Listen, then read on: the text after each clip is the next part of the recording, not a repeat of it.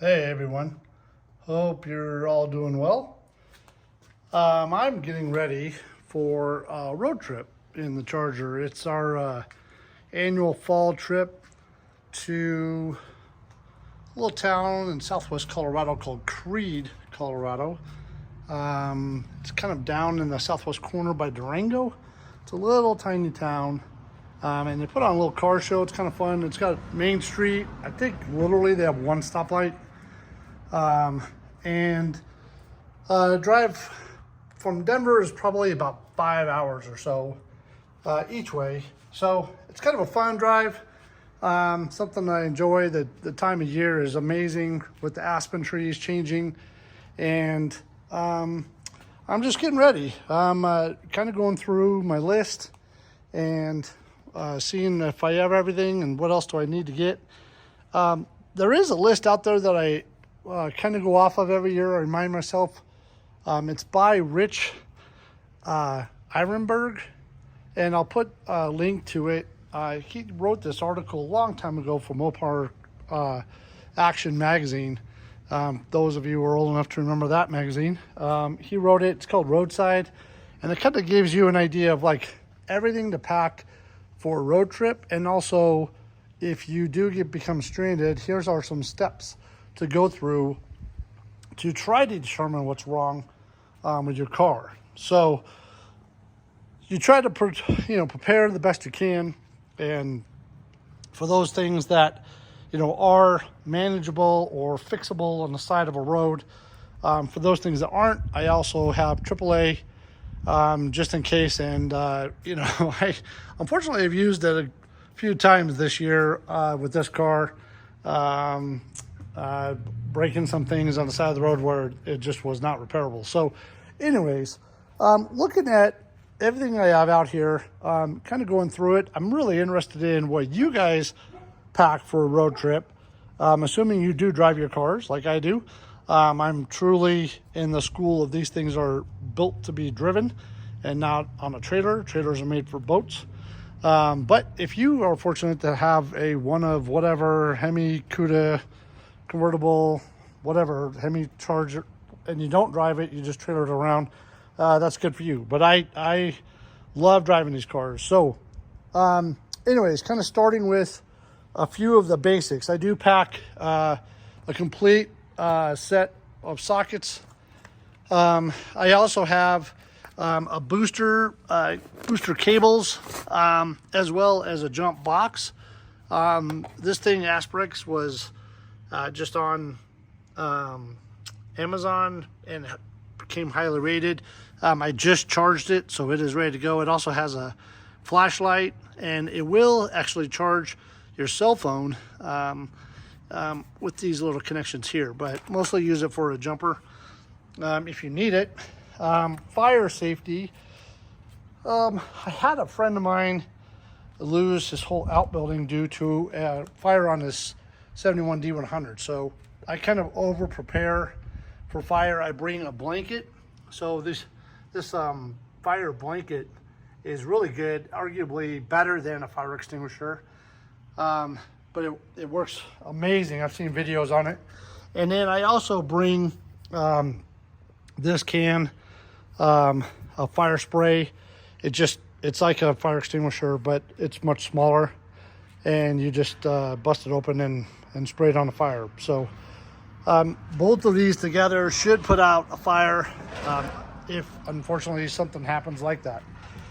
Other things, funnels, the roll of duct tape, of course, mandatory. I do bring a jack. This is an old small jack that I bring. It's Pittsburgh from Harbor Freight. A couple blocks of wood. I still need to grab another larger block of wood for the jack in case you get on the side of the road and there's mud, or you need to kind of support the jack in some way. I do have, this is actually an interesting topic. I do have the original jack in this Charger. I also have the original spare tire. So this is a 205 7514 tire, if you can see that. And to my knowledge, this is the original tire, spare tire in this car. honestly, I think if I did put this on, it would probably disintegrate in a mile or two. So it's just for looks. Now, I do run staggered wheels like most of us with classic muscle cars. On the back here, I have two 95s. So they're two 95/50 15s, which I like the wider stance, even though I'm not as tall. I think they look good. And then on the front, I actually run two 35/60 15s. So two 35/60 15s. So that is a good argument. I would have to actually bring two different size spares, one for the front or one for the back. And you can't run a different size tire on the left and the right side if you're running a Sure Grip. So honestly, I bring a can of Fix-A-Flat, which is just, the original Fix-A-Flat. This, maybe, hopefully will get me to the next town, along with the jack and tools to change the tire out, if you have to. But it's just, it's one of those things, if you don't have a spare, like I said, I do have AAA and you're on a flatbed. Because even if AAA comes and I have a flat tire, they can't change it because I don't have a spare. So they just hook it up and off to the next town, and you try to buy a tire, I guess. But unfortunately, I'm being blessed to not have a flat tire on the road. So let's just keep our fingers crossed that doesn't happen. But irregardless, got a jack in case I need to get out of the car for some reason. Other things, I do bring plenty of automatic transmission fluid, just in case. I also have power steering fluid. This is just O'Reilly's brand, cheap power steering fluid. I also bring brake fluid. .3 or 4 would work. If you run .5, I'm told I don't run .5. I guess on my new truck I do, but on the old cars, if you run .5, you cannot go back to 3 or 4, and you have to run it throughout the system. So I stick with .3 and 4. Also have a can of coolant. This is pre-mixed, ready to go. I don't want to spend time on the side of a road, mixing, trying to find water, etc. So I just spend extra.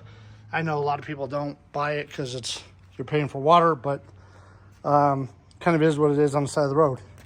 I also run 2050, VR1 2050. Valvoline, been running it for years. So I bring 7 quarts of this. I do have a 6-quart pan on this car. It's actually a Hemi. They call it a Hemi pan, but it would run on a Hemi or a 440 or 383. So it takes 6 plus about a half a quart for the filter. So I bring 7 quarts just in case. I also bring brake cleaner and plenty of rags. So got that there. Funnels to put in the fluid. And then I have a go bag, and this thing is kind of chock full of whatever, whatever I can think of. So there's wire, 10 gauge, and 10 is the red, and I think the black is 12 gauge. Fuses as well, more fuses in here, more fuses in here, and then actually fuses for the block in here. So I got that. I have zip ties, of course. You have to have zip ties, and some needle nose pliers, regular pliers, channel locks. I have vice grips, 2 different sizes, both Phillips and regular flatheads. I have electrical tape, of course, and then I have a rubber mallet, a couple of different hammers, a ball peen hammer down there. There's actually more fuses down here I didn't even know about. Yep, there's more fuses. And let me just put these somewhere. I do carry a full set of wrenches. This one I just got off of Amazon as well. It's a ratchet wrench set. So they got a ratchet on them, which is nice to work with. So, but it's no metric, of course. Everything on this car is standard. So I have a standard set of wrenches. I do have bungee cords in case I need to bungee cord something up if it broke. A couple of different lights.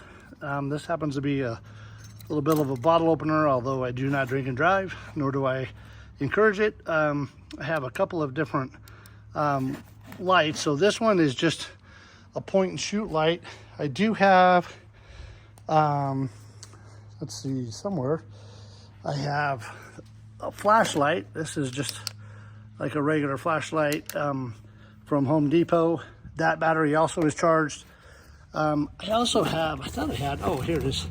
I have a headlamp that I bought off of Amazon. It's an Energizer headlamp. So this thing is super bright. Kind of nice to, you know, it shines exactly where you're looking. So I bring that as well. Let's see, what else? I bring a drill that I can use for my sockets. There's actually a torque wrench in here as well. So I got those. That battery is also charged. Make sure you charge it, all your batteries. Charge your phone. And then I bring a whole box of cleaners. So when I get to the show, like I said, it's about 5 hours each way. And this time of year, especially, bugs everywhere, especially in the mountains. And probably the last 50 minutes of the drive is right along the Rio Grande River. It's gorgeous. I did post a video of the last couple of times I went on my channel, and I'll post another one. So look for that. But I found some stuff called Bug Off. So this is highly rated off of Amazon again, for what it's worth, and thousands of people buy it.